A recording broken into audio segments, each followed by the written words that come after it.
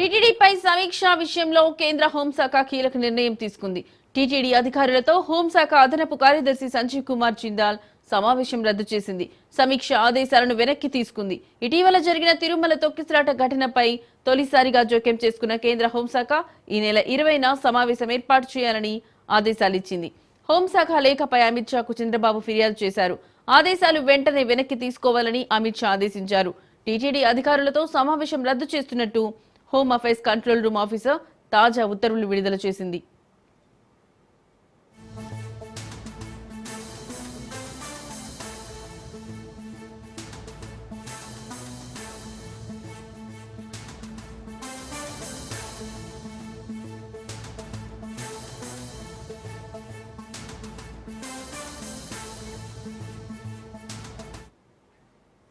టీటీడీపై సమీక్ష విషయంలో కేంద్ర హోంశాఖ కీలక నిర్ణయం తీసుకుంది. టీటీడీ అధికారులతో హోంశాఖ అదనపు కార్యదర్శి సంజీవ్ కుమార్ జిందాల్ సమావేశం రద్దు చేసింది. సమీక్ష ఆదేశాలను వెనక్కి తీసుకుంది. ఇటీవల జరిగిన తిరుమల తొక్కిసలాట ఘటనపై తొలిసారిగా జోక్యం చేసుకున్న కేంద్ర హోంశాఖ ఈ నెల 20న సమావేశం ఏర్పాటు చేయాలని ఆదేశాలిచ్చింది. హోంశాఖ లేఖపై అమిత్ షాకు చంద్రబాబు ఫిర్యాదు చేశారు. ఆదేశాలు వెంటనే వెనక్కి తీసుకోవాలని అమిత్ షా ఆదేశించారు. టీటీడీ అధికారులతో సమావేశం రద్దు చేస్తున్నట్టు home affairs control room officer తాజా ఉత్తర్వులు విడుదల చేసింది.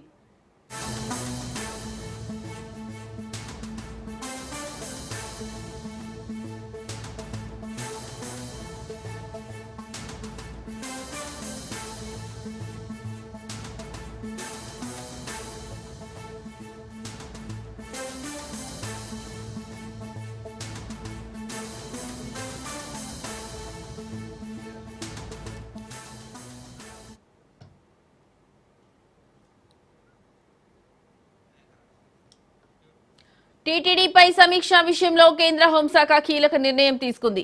టీటీడీ అధికారులతో హోంశాఖ అదనపు కార్యదర్శి సంజీవ్ కుమార్ జిందాల్ సమావేశం రద్దు చేసింది. సమీక్ష ఆదేశాలను వెనక్కి తీసుకుంది. ఇటీవల జరిగిన తిరుమల తొక్కిసలాట ఘటనపై తొలిసారిగా జోక్యం చేసుకున్న కేంద్ర హోంశాఖ ఈ నెల 20న సమావేశం ఏర్పాటు చేయాలని ఆదేశాలిచ్చింది. హోంశాఖ లేఖపై అమిత్ షాకు చంద్రబాబు ఫిర్యాదు చేశారు.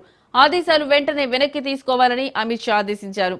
టీటీడీ అధికారులతో సమావేశం రద్దు చేస్తున్నట్టు home affairs control room officer తాజా ఉత్తర్వులు విడుదల చేసింది.